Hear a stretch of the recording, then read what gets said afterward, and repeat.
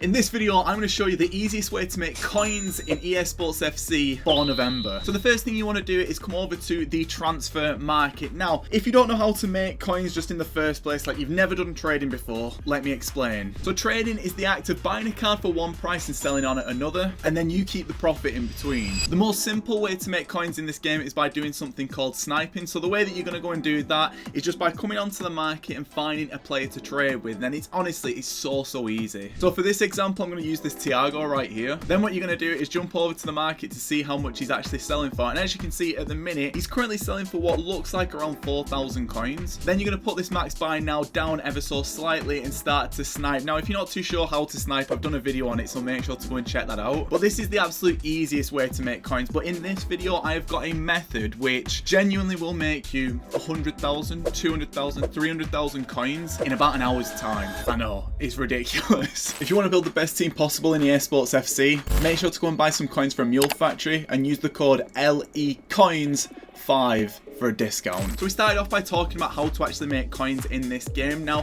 one certain area of making coins in this game is by doing something called investing. Now, what investing is basically picking up players who go for a certain price on one day who will go for a hell of a lot more on a different day. Now, that is the basic premise of investing, but it's a lot more complicated than that. However, in my opinion, if you get investing right, it's genuinely the easiest way to make coins in this game. So basically, the first thing that you need to do is go and identify some cards who are pretty cheap. Now, the best way to do this is to go and take a look at general cards. So the general cards that I'm going to be looking at to start off with is going to be gold team of the week cards. Now, gold team of the week cards, whatever card you go and buy at the time of me recording this video, are going for roughly around 20,000 coins there or thereabouts. Maybe they're going for the tiniest bit higher, are they?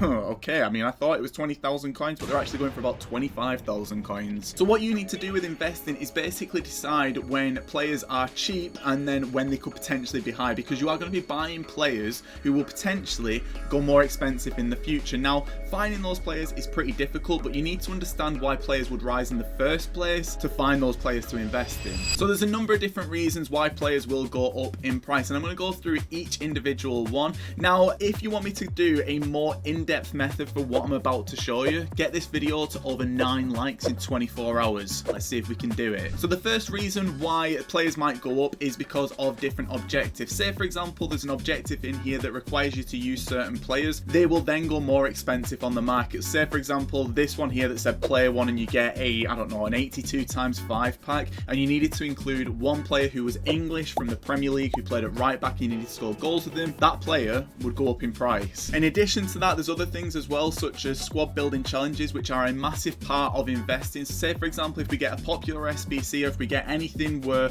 a lot of the community are doing it, that will then make that player go up in price. And again, finding the players for that, as soon as you understand why they go up in the first place, gets a hell of a lot easier. And then the last place where players will actually go a ton more expensive is by, if I go over to the evolutions tab. Now, this evolutions tab has genuinely been an absolute goldmine, and like I said, if we hit that like target, I will go into this method in a lot more detail, because this is the creme de la creme of investing this year, and genuinely, if you get it right, you can make a fortune. So recently, when players have been getting into evolutions, or say, for example, there's a new evolutions that's come out, players will actually go a hell of a lot more expensive. So going back to the first example that I spoke about with the team of the week players, the reason why team of the week players are so expensive at the minute is because squad building challenges, because there's a ton of squad building challenges at the minute that require informs as part of that. So that means that there's now a new demand for those team of the week players, and as more people start to put those players into the squad building challenges, there's not as many to go around, so the supply goes down, so the price goes up. As soon as you understand supply and demand in this game, genuinely, you will make a ton of coins. But now you might be thinking, well, how do I know when a player is a good price? How do I know if they're going to go up and down? So if you know when certain things are coming out in this game, or if, say, for example, a new objective is going to come out, new evolutions, whatever it may be, you can actually go and buy those players to invest in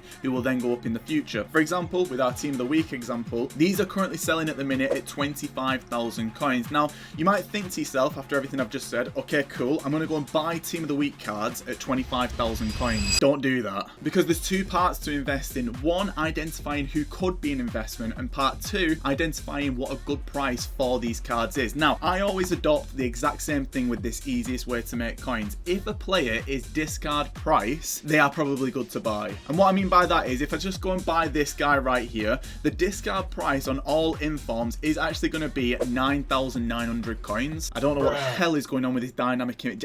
EA, please, just fix this broken game. But if I go over to Gold Team of the Weeks now and I try and go and buy him at that 9,000 coins, it's just not going to happen anymore. So you need to identify players who are a bit too cheap, who could potentially go into squad building challenges, objectives, evolutions, whatever. So I'm going to give you a few different filters that you can constantly check through, and when players go cheap, you buy them, and then when they go more, you can sell them on. As simple as that. And you can keep using this every single day, every single week, and when you identify opportunities, you can go and pick some stuff up. So the first one I'm going to go and take a look at is going to be specials between the prices of 10,250 and 11,000 coins. If you ever come on here and whatever the current promo event is, if there is any of those cards at discard price, just pick one of them up. Just get one of that card. In terms of selling that player on, we'll talk about that a bit later on in this video, but the reason why I say that is because, for example, we had Centurions. These Centurions cards went from 10,000 coins all the way up to 18,000 coins because they were part of an evolution. Now they have come back down because the demand has come back down and the supply has stayed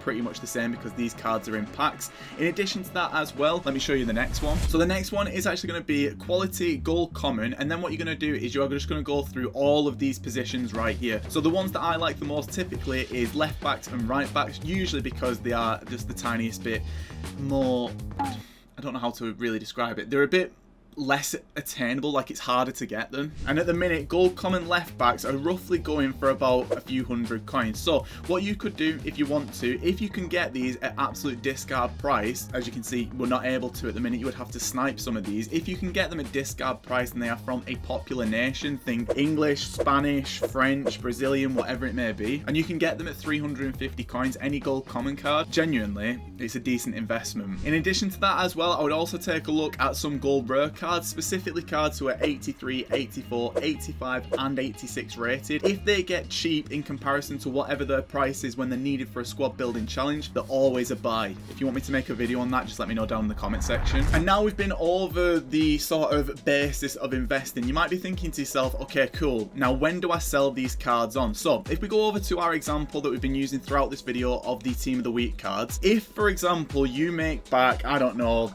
twice the amount that the card is, you probably need to sell it on. In terms of when to sell these cards on, once you've made your investment, as soon as they start to go up in price, it's up to you when you sell these cards on. You can sell them on there and then, or what I personally like to do is ride it out for as long as possible. I don't think to just sell these cards just as soon as I've bought them, or don't go into this if you're thinking you're going to make coins in like a day or so. You can make that 200, 300,000 coins in an hour once you've done your investing. So what you're actually planning to do is sell these at the right time. For example, if a new evolution gets leaked on Twitter or a different social media platform and prices shoot up, sell while, what's the saying? Strike while the iron's hot? Is that the saying? I don't know. But basically, just sell these cards as soon as you are happy with the profit. Never get greedy with investing, because if you wait too long and the demand for those cards runs out, you're going to be stuck with a ton of cards. And if you've put, say, 80,000, 100,000, 200,000 coins into these cards and you're not sold at the right time because you got greedy, you're going to be gutted. And in my opinion, if you follow these steps, this is the easiest way to make coins. But if you want to go and watch another video of some other ways to make coins, make sure to click here to go and check it out. You'll absolutely love it. Oosh.